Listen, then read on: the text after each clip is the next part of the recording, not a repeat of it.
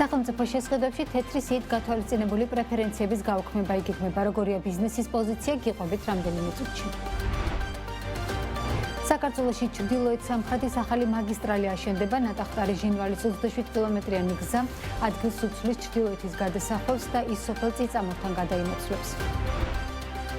ვაკის საცურაო აუზი გაიყიდა ახალი მფლობელი ტაჯიკი ბიზნესმენი მირზო ჯამშედია, რომელიც ფარმაცევტულ ბიზნესში ჩართული და ასევე ტაჯიკეთის ჭადრაკის ფედერაციის ვიცე-პრეზიდენტია.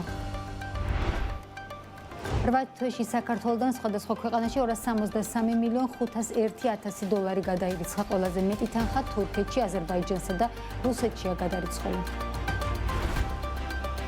შეერთებული შტატების სომხეთს 145 მილიონი დოლარს გამოუყოფს, რომელიც ეგრეთ წოდებულ ტრამპის დერეფნის დაფინანსების პირველი ტრანში იქნება.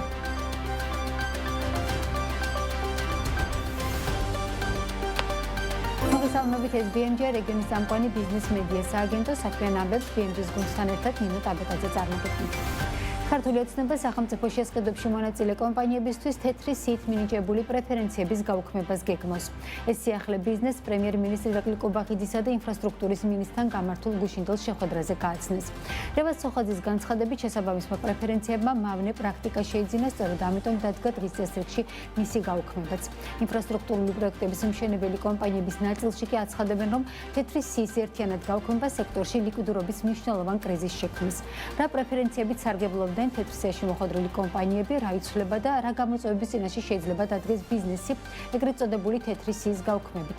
ნუცა შუბაშვილმა მოისმინა შეფასებები და ახლა დეტალებით პირდაპირ ეთერში გვერდება. ნუცა, გისმენთ.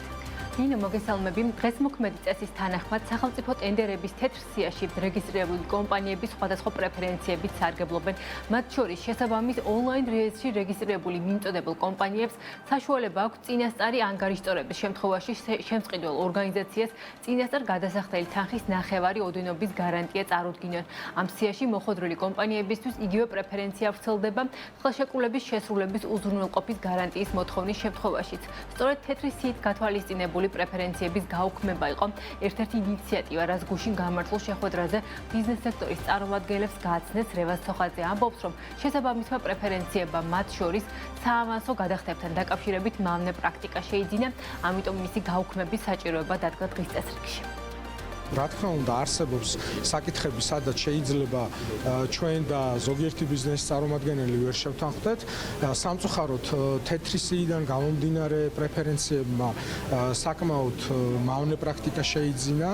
ამიტომ დღეს ჩვენ ვთვლით, რომ აღნიშნული საკითხი საავანსო გადახდებთან დაკავშირებით უნდა გაუქმდეს და ვფიქრობთ, რომ ეს მნიშვნელოვანი იქნება არა მხოლოდ სახელმწიფო ინტერესების დაცვის კუთხით, არამედ პირველ რიგში ბიზნესის საუკეთესო ინტერესებიდან გამომდინარე მათი ფინანსური სიჯანსაღისთვის მათ შორის. ინფრასტრუქტურული პროექტების მშენებელი კომპანიების ნაწილში აცხადებენ, რომ თეთრი სიის ერთიანად გაუქმება სექტორში ლიკვიდურობის მნიშვნელოვან კრიზისს შექმნის, როგორც ბიზნესი განმარტავს. თეთრი სიით გათვალისწინებული პრეფერენციები, მათ შორის საბანკო გარანტიების წარდგენის ნაწილში, კომპანიებისთვის მნიშვნელოვანი ბერკეტი იყო ინფლაციური პროცესების გადაზღვევის ნაწილში. შესაბამისად, სექტორის წარმომადგენლები ამბობენ, რომ თეთრი სია სრულად არ უნდა გაუქმდეს და გარკვეული პრეფერენციები უნდა შენარჩუნდეს. თეთრი სია ინფორმით როგორც არის, ამაში ფაქტიურად ორივე მხარე, კერძო სექტორის და სახელმწიფოს დამხვდება, რომ გარკვეული რეფორმა არის საჭირო. რაც შეეხება თეთრი სიის, ესე ვთქვათ, ერთიანად გაუქმება, ეს მნიშვნელოვანი გამოწვევა იქნება და ჩვენი შეფასებით მნიშვნელოვანი ლიკვიდურობის კრიზისს შექმნის სექტორში. აქედან გამომდინარე, ჩვენგან ასოციაციიდან ინიციირებული იქნა რამოდენიმე ინიციატივა, რომელიც ითვალისწინებს ასევე გარდამავალ პერიოდს, მიეცით კომპანიებს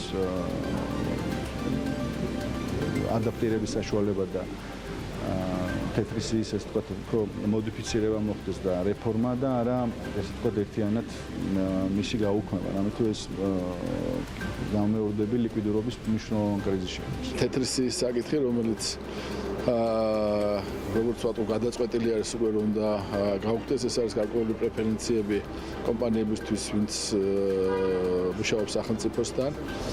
რაც რა თქმა უნდა რთული იქნება ჩვენი დარგისთვის, განსაკუთრებით საერთოდ ყველა ბიზნესისთვის, მაგრამ ჩვენი დარგისთვის განსაკუთრებით. ამ თეთრი სიის პრეფერენციებით ჩვენ ვახდენთ გადაზღვევას ინფლაციური პროცესების, რომელიც ანუ ავანს ვიღებდით და ამ ავანს უმეტეს შემთხვევაში ვიყენებდით გადასაზღვევად ინფლაციური პროცესების, რომელიც ჩვენს დარგში ძალიან მძიმე არის, ძალიან ხშირად ხდება ფასების ცვალებადობა და ეს ცვალებადობა ძირითადად გაძვირების მიმართულებით ხდება სამშენებლო მასალებზე, შრომით რესურსებზე, რომელსაც ვიყენებთ. აღსანიშნავია, რომ ბიზნესის ნაწილი იზიარებს მოსაზრებას, რომ თეთრი სიით გათვალისწინებული ბენეფიტებით კომპანიების ნაწილმა ბოროტად ისარგებლა, რითიც სახელმწიფომ იზარალა, თუმცა მათი თქმით, სიის სრულად გაუქმებით უკვე კეთილსინდისიერი კომპანიების დაზრალდებიან.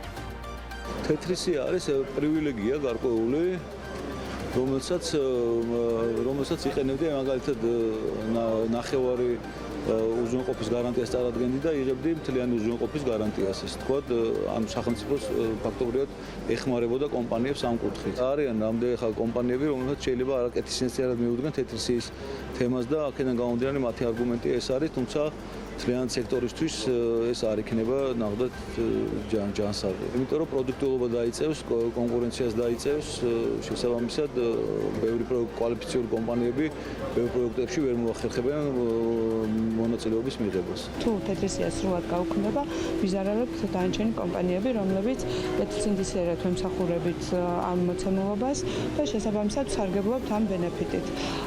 საუბარი მიდის აქტიური დისკუსია სახელმწიფოსთან, თუ რა ფორმით უნდა მოხდეს ზოგადად გაუქმდება თეთრი სია, დარჩება ნაწილობრივ, იქნება მხოლოდ საავანსო პირობების ნაწილში და ასე შემდეგ. ამ თემასთან დაკავშირებით მეც პირადად დავსვი კითხვა, რომ თუ გაუქმდებოდა საავანსო ნაწილში, დარჩენილიყო ხელშეკრულების უზრუნველყოფის გარანტიის ნაწილში. მოგეხსენებათ, რომ თეთრი სიით არა მხოლოდ საავანსო გარანტიები მიდის 50%, არამედ როდესაც ხელშეკრულების უზრუნველყოფა ტენდერში მოცემულია 5%, კომპანიებს მიგვაქვს 2% ნახევარი ან 10% შემთხვევაში 5%.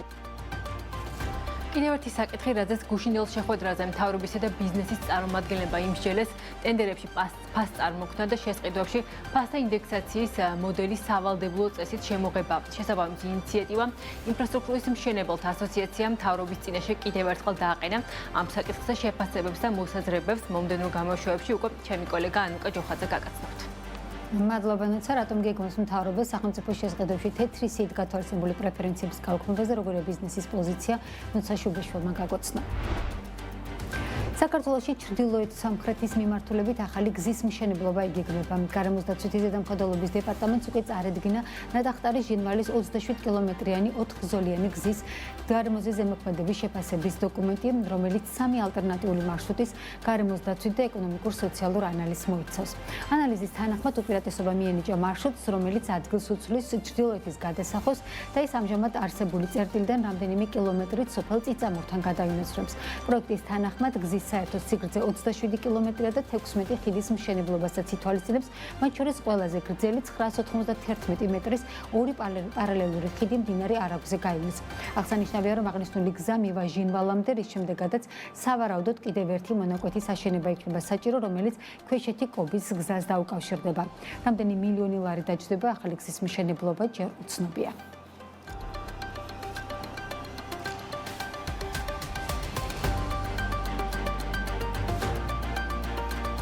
რა ეტაპზე ანაკლი სპორტის პროექტისთვის ინვესტორის შერჩევა. ირაკლი კობახიძე ამბობს, რომ ჩინურ-სინგაპურულ CCCC-სთან მოლაპარაკებები აქტიურად წარიმართება, თუმცა არის უამრავი დეტალი, რომელიც დაზუსტებას საჭიროებს. კობახიძის განცხადებით, ამ ეტაპზე 6 ძირითადი საკითხია, რომელიც პოტენციურ ინვესტორთან აქტიურად განიხილება.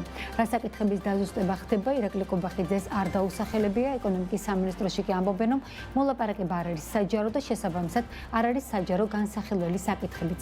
აღსანიშნავია, რომ ჩინურ-სინგაპურული კორპორაცია ტენდერში უპირატეს მონაწილედ ჯერ კიდევ გასული წლის მაისში გამოაცხადეს. მაშინ ეკონომიკის მინისტრმა ლევან დავითაშვილმა თქვა, რომ კონსორციუმი ოფიციალურად გამარჯვებულად სავარაუდოდ რამდენიმე დღის ვადაში დასახელდებოდა, თუმცა ამ განცხადებიდან 1 წლისა და 4 თვის შემდეგაც ხელშეკრულება არ გაფორმებულა.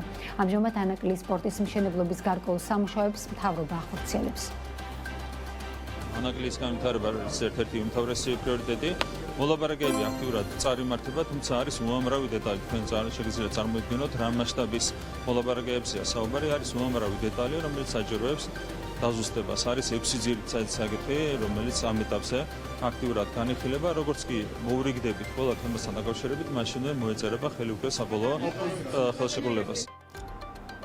საქმის კურსი ამ დროისთვის დასრულებულია, ეთერში ბრუნდებით 15 საათს და 30 წუთზე დროებით.